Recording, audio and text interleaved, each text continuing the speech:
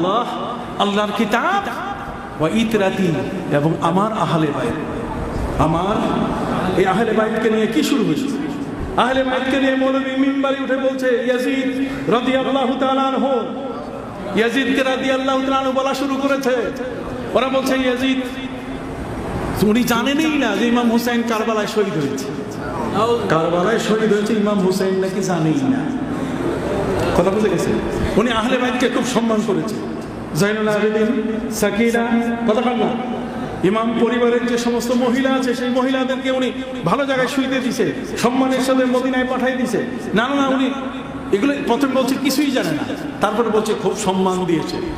নানা ধরনের কথায় আমাদেরকে আজকে আমাদের মৌলভী সাহেবরা, আমাদের পোশাকের ব্যক্তিরা, আবার ইদানিংকালে কোনো দরবারের থেকে কোনো ব্যক্তির, বিশিষ্ট ব্যক্তির বক্তব্য শুনে আমি অবাক হয়ে গেছি।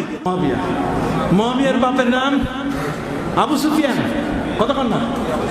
আবু সুফিয়ানের তিন ছেলে, তিন ছেলের মধ্যে একজনের নাম হচ্ছে ইয়াজিদ ইবনে আবি সুফিয়ান, আরেকজনের নাম হচ্ছে মুআবিয়া ইবনে আবি সুফিয়ান, আরেকজন হচ্ছে জারজ সন্তান জিয়াদ। জারজ সন্তান নাম কি? জিয়াদ। আর জিয়াদের ছেলে হলো উবাইদুল্লাহ, তার মানে উবাইদুল্লাহ বিন জিয়াদ। আর উবাইদুল্লাহ বিন জিয়াদকে, যার হাতে ইমাম হুসাইন রাদিয়াল্লাহু তাআলা আনহু, যার নির্দেশে তাকে কারবালায় শহীদ করে দেওয়া হয়, কারবালার নির্মম এই ঘটনার নায়ক, যে এই ঘটনাকে যে বাস্তবায়ন করেছে সে লোকটার নাম হলো কি? Ubaidullah bin Ziyad. আর জিয়াদ হলো মারজানার পুত্র, আর মারজানা আর আবু সুফিয়ান, এদের মধ্যে এই সন্তান জারজ সন্তান জন্ম নিয়েছে। আবু সুফিয়ান তিনি আমার নবীকে হুদাইবিয়ার সময় মক্কায় প্রবেশ করতে দেন নাই। কতক্ষণ না? আবু সুফিয়ান অনেক পরে মুসলমান হয়েছে। কতক্ষণ না? আবু সুফিয়ান পরে মুসলমান হয়েছে। মুসলমান হওয়ার কারণে আল্লাহ তাআলা তাকে মাফ করে দিয়েছেন। আর ইসলাম ইয়াহদিমু মান কানা ক্বাবলা, কাজে তার বিগত জীবন নিয়ে আমরা অত কিছু আমরা এই অন্বেষণ করতে চাই না। কিন্তু আবু সুফিয়ানের স্ত্রী আমির মুআবিয়ার মা, তার নাম হলো হিন্দা। এই হিন্দাকে, যিনি ওই উহুদের যুদ্ধে নবীর চাচা হযরত আমির হামজার বুক চিরে কাঁচা কলিজা বের করে তার যে ভেতরে যে ফুসফুসটা ছিল এটা বের করে গলায় মালা পরেছিল। আমির মুআবিয়ার মা, তার মানে ইয়াজিদের দাদি। কতক্ষণ না? ইয়াজিদের কি একটা ব্লাডের সম্পর্ক আছে না? ব্লাডের সম্পর্ক আছে। এখন আসেন ইয়াজিদ জন্ম নিছে কোথায়, এগুলো বলে যাই, খুব মনে রাখবেন। ইয়াজিদের মায়ের নাম জানা আছে? ইয়াজিদের মায়ের নাম হলো মাইসুম ইবনে বাজলা। মাইসুম ইবনে বাজলা একজন খ্রিস্টান নারী, একজন খ্রিস্টান নারী। আমির মুআবিয়া তাকে বিয়ে করছেন। ওই খ্রিস্টানের গর্ভে জন্ম নিছে কে? ইয়াজিদ। তার কাছে খুব ভালো কিছু আশা করা যায়। আপনি কি কথা কি বুঝতে পারছেন? তাহলে আপনি এইভাবে যদি একটু হিসাব করেন, সেখানে ইয়াজিদ একটা কথাচার, একটা চরম জঘন্য, একটা দুষ্ট দুরাচার ব্যক্তি। এই দুরাচার ব্যক্তিকে তারা পার করার জন্য বলছে যে বুখারী শরীফের মধ্যে একটা হাদিস আছে, আউয়ালু জাইশিন ইয়াগজুনাল বাহরা ইয়াগজুনাল মাদিনাতা কাইসারা মাগফুরুল লাহুম। সর্বপ্রথম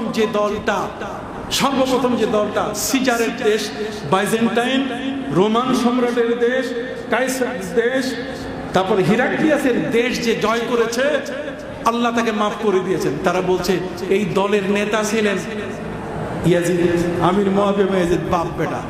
কোথাও প্রমাণ নাই, সম্পূর্ণ মিথ্যা কথা।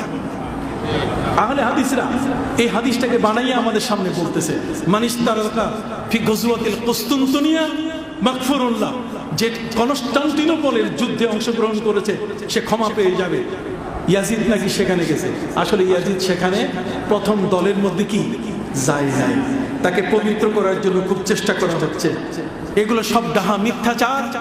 মিথ্যাচার ছাড়া কিছু নয়। ইমাম হুসাইন রাদিয়াল্লাহু তাআলা আনহু তিনি ছিলেন মদিনা থেকে যখন আমির মুআবিয়া মারা যান, তার কাছে যখন নির্দেশ গেল যে ওলীদ ইবনে উকবা মদিনার গভর্নর, তাকে ডেকে বলছে ইয়াজিদের উপর বায়াত করেন।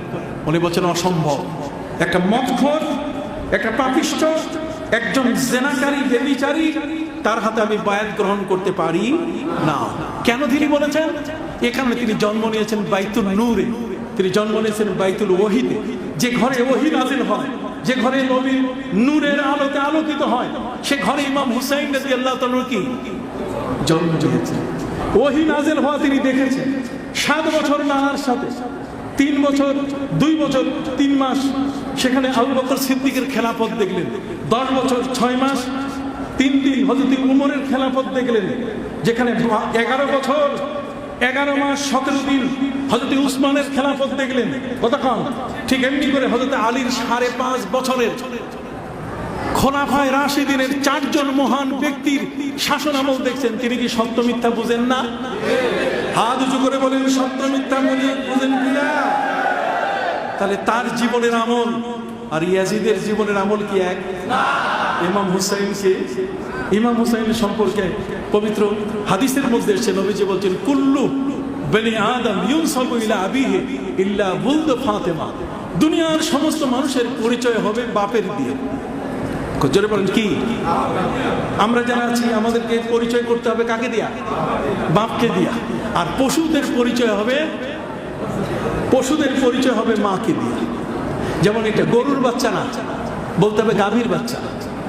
কতক্ষণ না বলতে হবে কার বাচ্চা? গাভীর বাচ্চা। গরুর বাচ্চা না, ষাঁড়ের বাচ্চা বলা যাবে না, কুকুরের বাচ্চা এটা বলতে হবে। আমরা গালি দেই কুত্তার বাচ্চা, এটা ভিন্ন জিনিস। কথা বুঝলেন না? এইটা খুব বর্জন করা উচিত। সম্মানিত সুধী, নবীজি সাল্লাল্লাহু আলাইহি ওয়াসাল্লাম বলছেন কুল্লু বনি আদম ইউনসাবু ইলা আবিহি ইল্লা বুলদ ফাতেমা। দুনিয়ার সমস্ত মানুষের পরিচয় হবে বাপকে দিয়ে। আর ফাতেমার 2 সন্তান হাসান আর হুসাইনের পরিচয় হবে আমি রাসূল। এই জন্য পবিত্র কোরআন মজিদে আয়াতে মুবাহালা, আয়াতে তাতহীর, নাদু আবনানা ওয়া আবনাকুম ওয়া নিসাআনা ওয়া নিসাআকুম ওয়া আনফুসানা ওয়া আনফুসাকুম সুম্মা নাবতাহিল ফানাজআল লা'নাতাল্লাহি আলাল কাযিবিন। মদিনার খ্রিস্টানরা নবীজিকে বলছে আপনি মিথ্যুক। নবীজি বলছে আমি মিথ্যুক হলে চলো ময়দানে যাই, আমি আমার সন্তান, আমার ছেলে, আমার স্ত্রী আমাকে উপস্থিত করে মাথায় হাত দিয়ে কিরা কসম কাটবো, আর তোমরাও তোমাদের সন্তান, তোমরা তোমাদের স্ত্রী, তোমরা আসো মাথায় হাত দিয়ে কিরা কসম কারো যে মিথ্যুক, তার উপরে আল্লাহ লানত করবে। আসো এখন রেডি। তখন নবীর তো কোনো ছেলে ছিল না। কতক্ষণ না? নবীর ছেলে কাসেম, তাহের, ইব্রাহিম, নবীর 3 ছেলে 4 মেয়ে, নবী 7 সন্তানের জনক। তার কোনো ছেলে বলতে গেলে কিছু ছিল না, তার সাথে ছিল তার 2 নাতি হাসান আর হুসাইন। নবীজি তাদেরকে বলছেন, আল্লাহ বলে দিয়েছেন যে এরা আপনার এবেন, এরা আপনার ছেলে। বেন্ত বানাত, বানাত মানে মেয়ে, বেন্তুনের বহু বচন হচ্ছে বানাত। কোরআন বলছেন নাদু আবনানা ওয়া আবনাকুম ওয়া নিসানা ওয়া নিসাকুম ওয়া আনফুসানা ওয়া আনফুসাকুম। আমি আমার ছেলেদেরকে নিয়ে আসতেছি। তার ছেলেদের বলতে গেলে নবী কাকে বুঝাইছেন? হাসান আর হুসাইনকে বুঝাইছেন। সুবহানাল্লাহ বলেন। ওদেরকে বলেন চলো ময়দানে আসো, আমি রেডি। ওরা বলছে আমাদের 3 দিন সময় চাই। নবী যদি 3 দিন কেন? 3 ঘন্টাও সময় দেওয়া যাবে না। তোমরা কেন? ওরা বলছে আমাদের পাদ্রী আছে, ফাদার আছে, পোপ আছে, পাপ্পা। ওই যে গির্জায় থাকে পোপ, পাপ্পা। পাপ্পার কাছে কি আমরা বলবো যে এই চ্যালেঞ্জ নিতে পারি কিনা? সময় দেন। নবী বলছে ঠিক আছে সময় দিলাম। যাইয়া পোপের কাছে গিয়ে বলছে যে ফাদার, মুহাম্মদ সাল্লাল্লাহু আলাইহি ওয়াসাল্লাম চ্যালেঞ্জ করছেন সন্তান সন্ততি সহ নিয়ে যেতে, এখন কি পারবো কিনা, যাবো কিনা? ওরা বলছে খবরদার যাইও না, গেলে কিন্তু দাউদ আলাইহিস সালামের কওম যেমন বানর হয়ে গেছে, ওদের সন্তান সন্ততি আসে নাই, তোমরা নির্বংশ হয়ে যাবে, খবরদার যাইও না। সুবহানাল্লাহ। ওরা কিন্তু আসে না। এই আয়াতে মুবাহালার মধ্যে নবী করিম সাল্লাল্লাহু আলাইহি ওয়াসাল্লাম যখন তাদের সাথে কম্পিটিশনে গিয়েছেন, মুবাহালা কম্পিটিশন, এই কম্পিটিশনে যখন গিয়েছেন, এই কম্পিটিশনে তারা আসে নাই। ইন্নামা ইউরিদুল্লাহু লিইয়ুযহিবা আনকুমুর রিজসা আহলাল বাইত ওয়া ইউতাহহিরাকুম তাতহীরা। আল্লাহ যাদেরকে পবিত্র করতে চাচ্ছেন তারা হচ্ছে আহলে বাইত। কতক্ষণ না? এই জন্য নবীজি এই হাসান, হুসাইন, ফাতেমা, আলী এদের মাথার উপরে চাদর দিয়ে যখন নবীজি আল্লাহর কাছে বলছেন যে আল্লাহ আমার পরিবারে, হযরত উম্মে সালমা উনি বলছেন আমি ঘরের দরজার পাশে, আমিও সে চাদরের মধ্যে মাথা ঢুকাইছি। উনিও বলেন আমিও চাদরের মধ্যে কি মাথা ঢুকাইছি। নবীজি আমার মাথা বাইর করে দিলেন।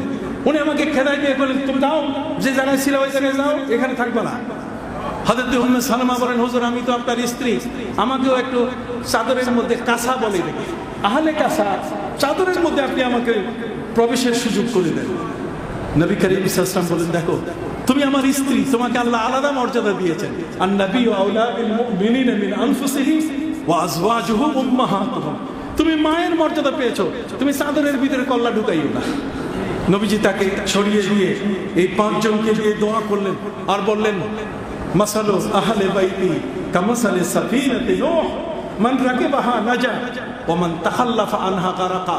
আমার এই পাক পঞ্চেতন পাঁচজন, হাসান, হুসাইন, আলী, ফাতেমা, আমি, এই পাঁচজন হলো নূহ নবীর নৌকার মতো।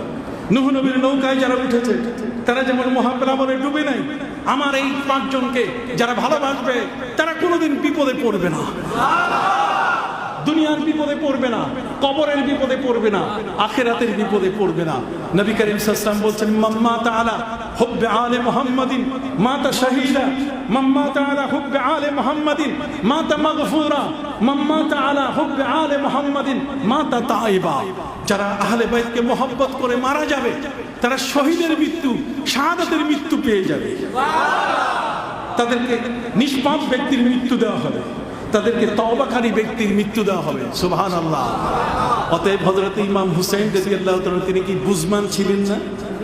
চারজন পাশে থেকে রাজাবাদ খোলাফায়ে রাশেদিনের রাজত্ব দেখলেন, তারপরও কি তিনি সত্য বুঝেন নাই? এর মধ্যে একটা হাদিস ইয়াজিদের সম্পর্কে আছে, কথা বল না, ইয়াজিদের সম্পর্কে কি একটা হাদিস আছে?